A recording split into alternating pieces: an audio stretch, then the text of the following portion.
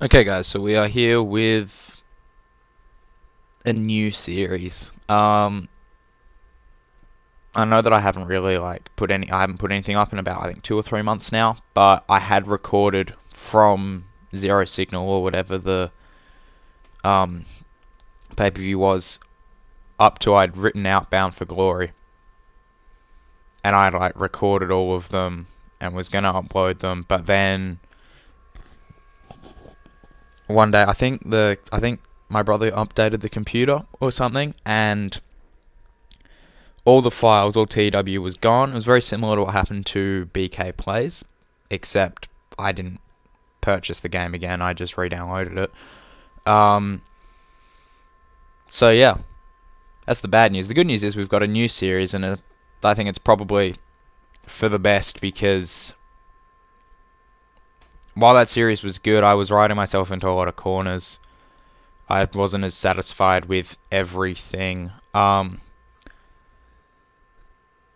the end of the video, I'll probably tell you where I was going to go with everything. What was going to happen at Bound for Glory and everything. Or I could do it in another video. So if I forget, I'll probably do it in another video. Anyway, new series. Impact again, because I think Impact is the most fun to kind of book and bring back up. This is January mod, so it's about 3 weeks. Yeah, so I'm technically 3 weeks behind real time. 4 weeks is January 31st. So yeah. The bad news is we are currently regional. We're not even cult. We've dropped down another level. So it's going to be road to cult before it's even road to national. But Impact opens in the Fort Williams Gardens in Canada, because we are a Canadian company. They opened with the announcers Jeremy Borash and Josh Matthews, and JB says, "Welcome everyone to Impact, and we have major news. Impact Wrestling has been purchased by an unknown buyer who was meant to be here tonight, but unfortunately they came down with a bug and they couldn't make it to the show." And Matthews says, "It's an exciting time, Borash, but I just can't wait to see your face when the new owner fires you. I hope it's on live TV in front of the world, because Josh Matthews is a prick." And of course, he'd love to see JB get fired. And JB just says, "Thank you, Josh. I've been informed that tonight, Taiji Ishimori will defend his X Division Championship, and in the main event, we have Homicide taking on the returning Alberto El Patron, with the winner taking on Global Champion Eli Drake at the revived Genesis." So we're doing monthly pay-per-views now. It's a new era, ladies and gentlemen. It's a new era, ladies and gentlemen. So strap in and enjoy the ride. So yeah, I know that El Patron, I think he returned a bit earlier than this, but I'm going to say that he's returned tonight. And we've decided to go with monthly pay-per-views because I think I was trying to stretch out stories too long, booking every 3 months have a pay-per-view. And yeah, it just wasn't working. Also, some stories I didn't sit down and write the whole thing out. I'd write it week to week, so it was inconsistent. So that's another reason why I'm happy that I'm restarting. I'm going to write all my stories out before I start. Well, before I start them. And yeah, so D43, we've got this lovely skin as well. I haven't used this skin for a long time, but I really like it now because I'm not used to it, and it just looks better now. But anyway, next segment. We open with Taiji Ishimori in a bout that had decent wrestling and not much heat, but he defeats Rene Dupree, who's on a one-night deal, in 9:06 by pinfall with a hammerlock DDT, and he makes his first defense of his Impact X Division title. So JB and Matthews have good chemistry when calling the match. Match got the crowd hotter. Ishimori with a 33, Dupree with a 50, no work improvements. The problem with, I understand why they did it, put the belt on Ishimori in real life, because it's not as, it can make him in real life, but right now, his popularity is shite, especially since we're in Canada. Everyone's popularity is a lot lower. So, I'm not sure if I'm going to take it off Ishimori and build him up a bit more, or if I'm just going to run with it and try and build him. I'm going to see where it goes. But D46, honestly, this could have been a lot worse. No worker improvements and negatives just for the low experience of the announced team. Moving on into a C65. Again, not great, but I'll take it. A pre-taped EC3 promo plays. He says, Impact, it's time to get serious. For years I was floundering, unable to get a major win. I was too focused on pleasing all of you. And you know what? It's funny how as soon as I stopped giving a damn, I won the Grand Championship. Sure, I may have lost it, but the point still stands that I'm better off not giving a crap about any of you. I've kicked all of the backward idiots here in Canada to the curb, and now EC3 is going to soar. So yeah, just a promo to kind of get, a direction for EC3, get his character over. Being now that we're started in January 2018, a lot of the guys that I brought in last time have actually been signed to like full-time deals with like WWE or New Japan. And that's probably for the best, because another problem I found with my other series is I brought everyone in at once. And while I'm still bringing quite a few people in to start off, I'm going to pace it better this time. I'm learning from my mistakes, hopefully. Anyway, the storyline has started. C65 is not bad, but it's not great either. And our first signing, we have Matt Riddle defeating Tony Cage in 3:53 by submission with a guillotine choke, 38D-. Below average legitimate athlete gimmick. Matt Riddle with a 45, Cage with a 34. Worker improvements, no worker improvements, but the good thing is Riddle is starting like so much higher in this series than he was the last season. The last series. I think the last series he was starting with 20s or early 30s. He's starting with high 30s now. And yeah, we've just got to build him back up. Moving on into a terrible match, which probably, it's not great. Again, a lot of the champions aren't very over, except for like our Grand and our our Grand and our World Global Champion.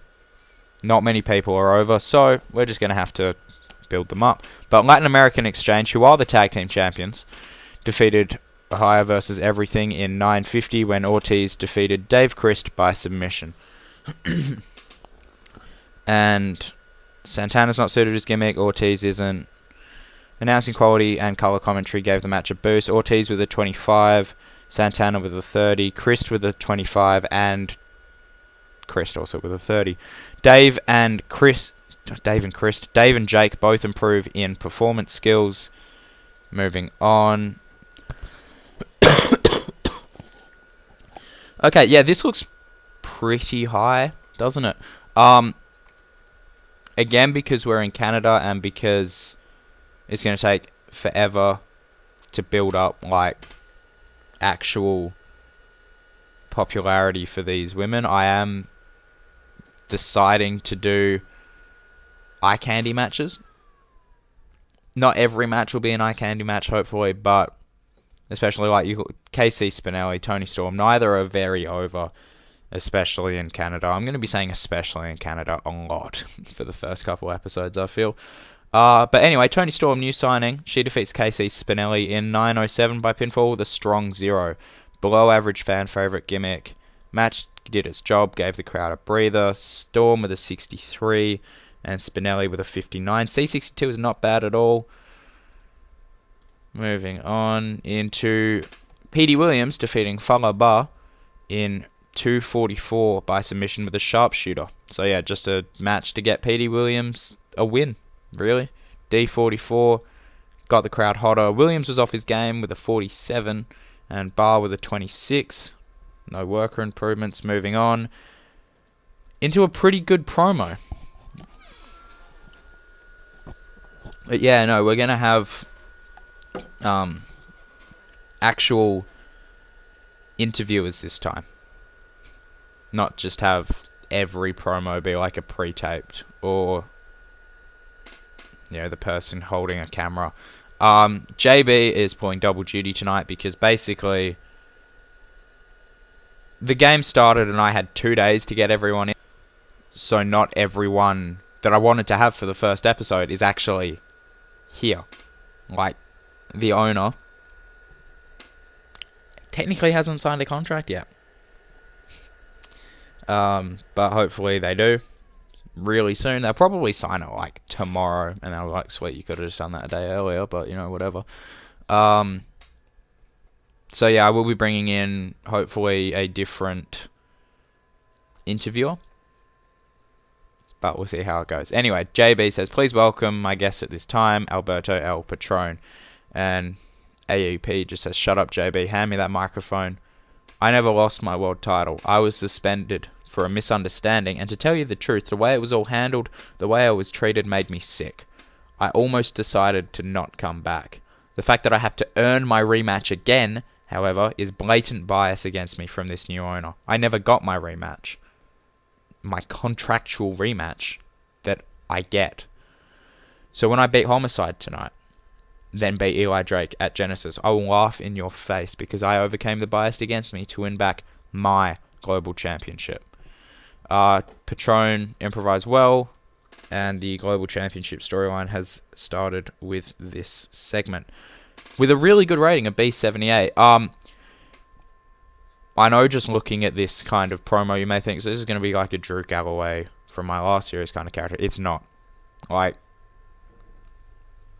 this is just kind of setting him up as a heel and being like, well, yeah, no, where's my rematch? Because so many times someone returns from injury or suspension or whatever, they don't get their rematch. Finn Balor still hasn't had his Universal title rematch. I'm still waiting.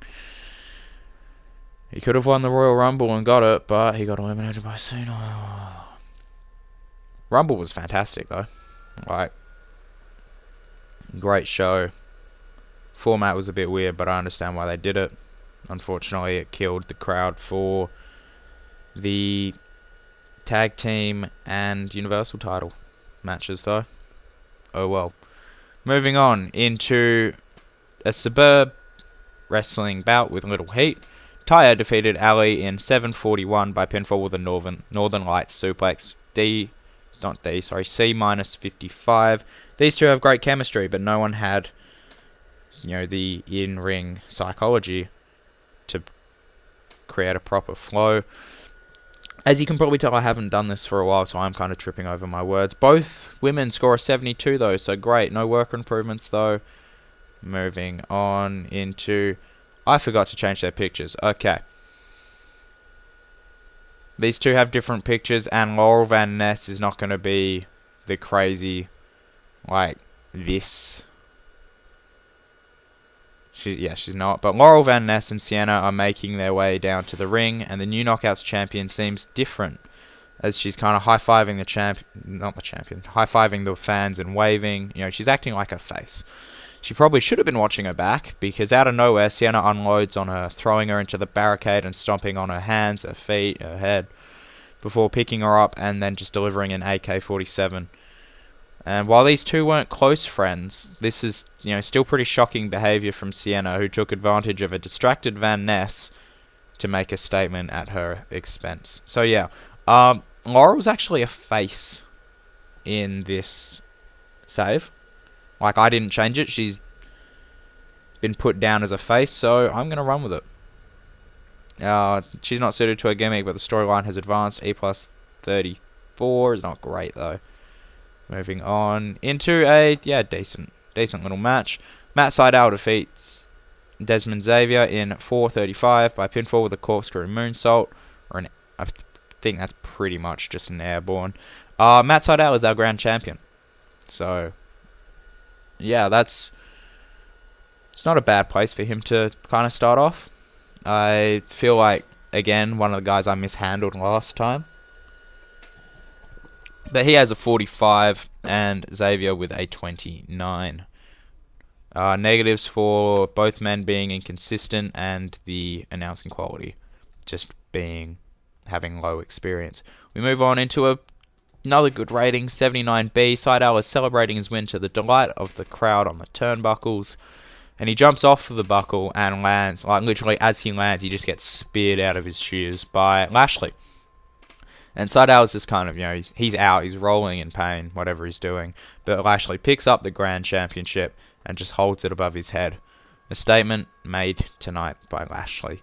Again, Grand Championship, we're not doing rounds, because that's just a bastard to book, really. And I'm pretty sure they've just, like at the tapings Impact have done, they've dropped the round system or something, or they've dropped the belt completely, something like that. Monster vs Underdog storyline has started with our equal best rating of the night, I think, or it might be our best by a point or two. Anyway, we move on into that. Well, it's not great, but JB's backstage with Homicide, and he asks, "What are your thoughts on the opportunity you've been given tonight?" And Homicide says, "Well, JB, I like this new owner already. They see my potential. They see everything I've done in my career, and it's finally paying off. Tonight, I will go on and beat El Patron and face Eli Drake at Genesis. And Eli Drake, I know you're probably going to see me as a joke, but watch out, because I'm on from the 5150 and LAX. We're serious, like a late period." That's legit the one thing I can remember from Conan's promos. I need to watch more LAX stuff to get the characters, but anyway, so Eli Drake, come Genesis, the Global Championship's coming back with me to the hood. Deal with it. Conan's gone as well. Conan's fired. Because he did some stuff backstage before the show. I was like, you know what, I don't even really want to use you. You've got, I think it was CMLL was coming in with a written contract. I was like, yeah, just leave. And it improved his behaviour, so he wasn't apparently he was less of an egotistical maniac now or something. But anyway, yeah, just building up, introducing the character, really, that we're going to run with of Homicide. Storyline advances. It does lose heat, though. Moving on into, Tennille Taylor, formerly known as Emma, defeats Alexia Nicole in 5:27 by pinfall with a roaring elbow. C-54. She has debuted her bitch gimmick with a rating of average. Tennille was off her game, as was Alexia, but these two have good chemistry. Everyone's got good chemistry so far, out of the women, which is really nice. Saying that, Laurel and Sienna aren't going to click, and they're going to give me like a E20. But Tennille with a 64, Alexia with a 35. No worker improvements. Obviously Emma was a free agent because she got fired by WWE. Good job there.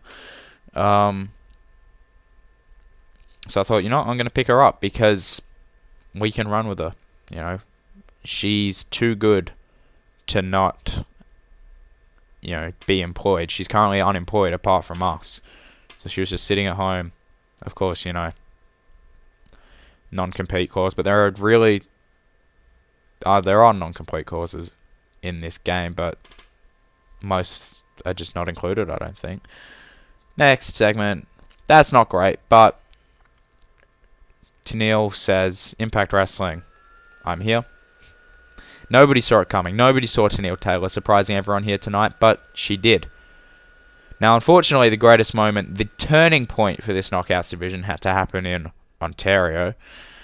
But people look back on this day and see how it all changed right at this very moment. I'm here finally, and Impact, my fellow Knockouts, Laurel Van Ness, it's all about me. D47, so yeah, she shitting on the crowd a little bit and just basically saying, I'm here, I'm the greatest thing to ever happen to this division, and it's all about me. Not a great rating, but not a bad promo. We move into, wow, that was, I expected that to be a lot better. That's a bit sad. I think I might have had Borash rated in this one as well. But anyway, JB is standing backstage with Eli Drake, who is flanked, as always, by Chris Adonis.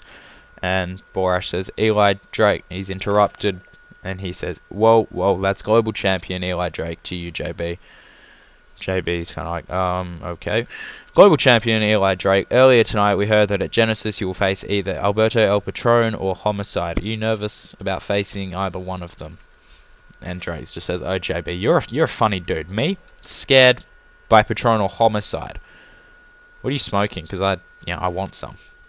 Let me get this through everyone's head. I am the global champion, and I've held this belt for 3 months now. That means we're 3 months into the definitive title reign in Impact's history.